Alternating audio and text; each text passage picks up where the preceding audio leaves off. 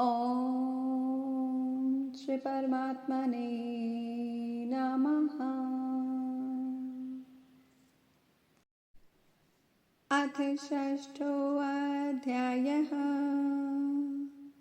श्रीभगवानुवाच अनाश्रितः कर्मफलं कार्यं कर्म करोति यः स सन्न्यासी च योगी च न निरग्निर्चाक्रियः।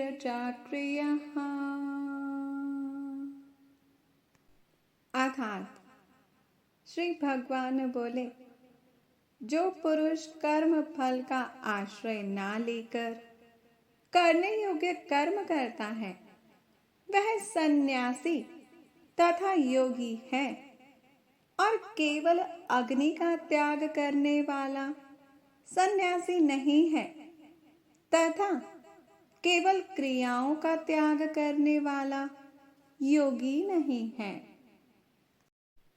हे अर्जुन, जिसको सन्यास ऐसा कहते हैं उसी को तो योग जान, क्योंकि संकल्पों का त्याग ना करने वाला कोई भी मनुष्य योगी नहीं होता। जो मुनि योग प्राप्ति की इच्छा रखते हैं उनके लिए उनका साधन कर्म ही है, और उनके योगी होने पर उनका ज्ञान पूर्ण होने का साधन उनके चित्त का समाधान है।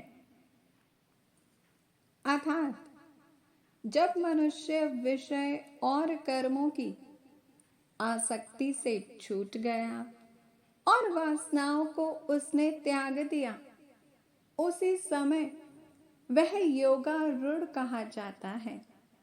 जिसने मन स्वाधीन कर लिया है वह अपना हितकारी है, और जिसने विवेक का त्याग किया है वह स्वयं ही अपना शत्रु है। हे अर्जुन, मन को जीतने वाले शांत स्वभाव मनुष्य की आत्मा शीत उष्ण, सुख दुख, मान और अपमान इनके होने पर भी अत्यंत स्थिर रहती है। जिसने ज्ञान विज्ञान से अंतःकरण को तृप्त कर लिया है, जो निर्विकार हो गया है, तथा जिसने अपनी इंद्रियों को वश में कर लिया है, जो जीव मिट्टी, पत्थर और सोने को एक साथ समझता है वही योगी कहलाता है। सुहृदय, मित्र, शत्रु, उदासीन, द्वेषी, मध्यस्थ, द्वेष करने योग्य बंधु वर्ग, साधु और पापी, इन सब में जो समान दृष्टि रखता है वही श्रेष्ठ है। हे पार्थ, योगी पुरुष को मन और आत्मा को अपने वश में करके वासनाओं और समस्त प्रपंचों को त्याग कर एकांत स्थान में पहले कुश, उसके ऊपर मृगादिकों का चर्म और उसके ऊपर वस्त्र बिछाए, स्थान ना तो बहुत ऊंचा और ना बहुत नीचा हो, उसी पर मन को एकाग्र करके चित्त और इंद्रियों को रोककर बैठना चाहिए। काया, सिर और गले को समान एवं अचल धारण करके और स्थिर होकर अपनी नासिका के अग्रभाग पर दृष्टि जमाकर अन्य दिशाओं को ना देखता हुआ ब्रह्मचारी के व्रत में स्थित, भय रहित तथा भली भांति शांत अंतःकरण वाला सावधान योगी मन को रोककर मुझ में चित्त वाला और मेरे परायण होकर स्थित हो जाए। इस प्रकार संयम को प्राप्त हुआ चित्त अपने आत्मा में ही स्थिर हो जाता है और सब कामनाओं से निवृत्त हो जाता है। तभी योगी मोक्ष पद प्राप्त कर लेता है। हे धनंजय, जिस प्रकार वायु रहित स्थान पर रखा हुआ दीपक चलायमान नहीं होता, उसी प्रकार योगी अपने चित्त को निश्चल रखकर उसका संयम करता है और अंतःकरण की समाधि लगाता है। जिस जिस अवस्था में योगाभ्यास के कारण चित्त का वेग रुककर विषयों से पृथक होने लगता है और जब शुद्ध अंतःकरण से आत्मा को ही देखकर आत्मा में ही संतुष्ट होता है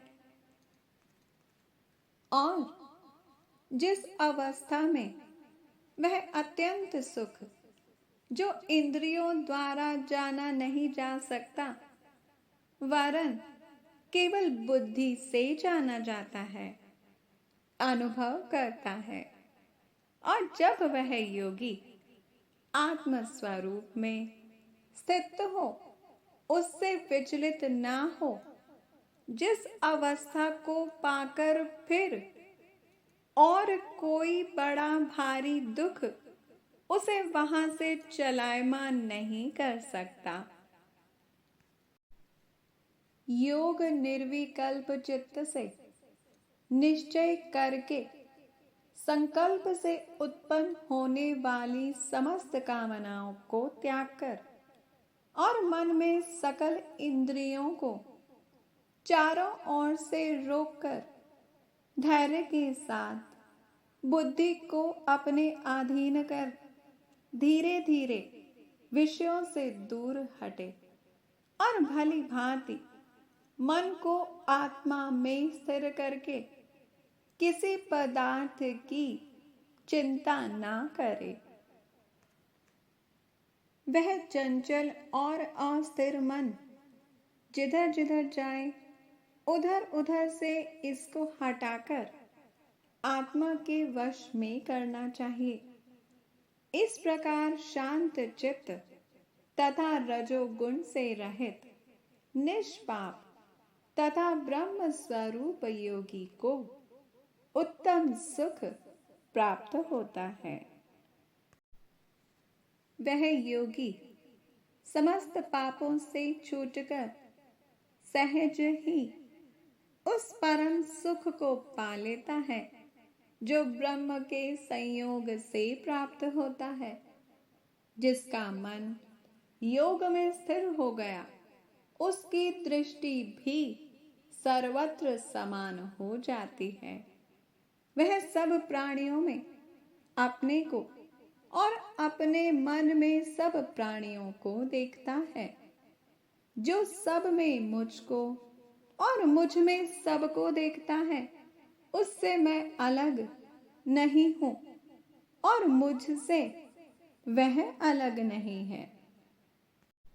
हे निष्पाप, जो अभेद भाव से रहता है, वह सब प्राणियों में स्थिर हो मेरा मनन करता है। वह योगी चाहे जिस अवस्था में रहे मुझसे मिलता है। हे अर्जुन, जो सब प्राणियों के दुख सुख को अपने दुख सुख के समान समझता है और सबको समभाव से देखता है, वही श्रेष्ठ योगी है। अर्जुन ने कहा कि हे मधुसूदन, आपने जो यह योग सिखाया कि सबको अपने समान देखे, सो मन के चंचल होने के कारण उसकी दृढ़ स्थिति अपने में नहीं देखता हूं। हे कृष्ण, मन बड़ा हठी, पराक्रमी और दृढ़ है, इसको अधीन रखना तो मुझे वायु को बांध रखने के समान प्रतीत होता है। श्री कृष्ण भगवान ने कहा, हे महाबाहो, इसमें संदेह नहीं कि मन अति चंचल है और इसे वश में करना बड़ा ही कठिन है। फिर भी हे अर्जुन, अभ्यास और वैराग्य से अधीन कर लिया जा सकता है, क्योंकि जिसका मन वश में नहीं उसको योग अत्यंत दुर्लभ है। ऐसा मत है, परंतु मन को वश में करने वाले प्रयत्न करते रहने से उपाय द्वारा इस योग को प्राप्त कर सकते हैं। अर्जुन ने कहा, हे श्री कृष्ण, जिसमें श्रद्धा तो है पर जो योग प्राप्त करने में सफल नहीं हुआ है और जिसका चित्त योग से विचलित हो गया है, वह योग सिद्धि नहीं पाने से किस गति को पहुंचता है। हे महाबाहो, जिसका पहला आश्रय भी गया और ब्रह्मा प्राप्ति भी नहीं हुई, वह दोनों ओर से भ्रष्ट होकर विचिन्न मेघ के समान नष्ट तो नहीं हो जाता। हे कृष्ण, मेरा यह संदेह आपको ही दूर करना पड़ेगा। इसको दूर करने वाला आपके अतिरिक्त अन्य कोई नहीं है। श्री भगवान बोले, हे तात पार्थ, उसका यहाँ नाश नहीं होगा और प्रलोक में भी नहीं होगा, क्योंकि उत्तम कार्य करने वाला मनुष्य बहुत दिनों तक पुण्यवानों को प्राप्त होने वाले लोकों में वास करता है और वहां से फिर किसी पवित्र और धनवान के घर में आकर जन्मता है, अथवा वह बुद्धिमान योगियों के ही कुल में जन्म पाता है। इस प्रकार जन्म पाना भी इस लोक में बड़ा दुर्लभ है।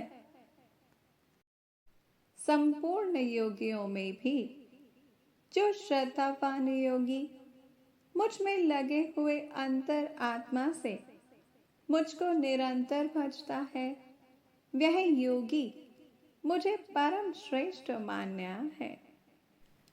ओम तत्सता इति श्रीमद् भगवद गीतासु उपनिषत्सु ब्रह्म विद्यायां योगशास्त्रे श्रीकृष्णार्जुन संवादे आत्मसंयम योगो नाम षष्ठोऽध्यायः।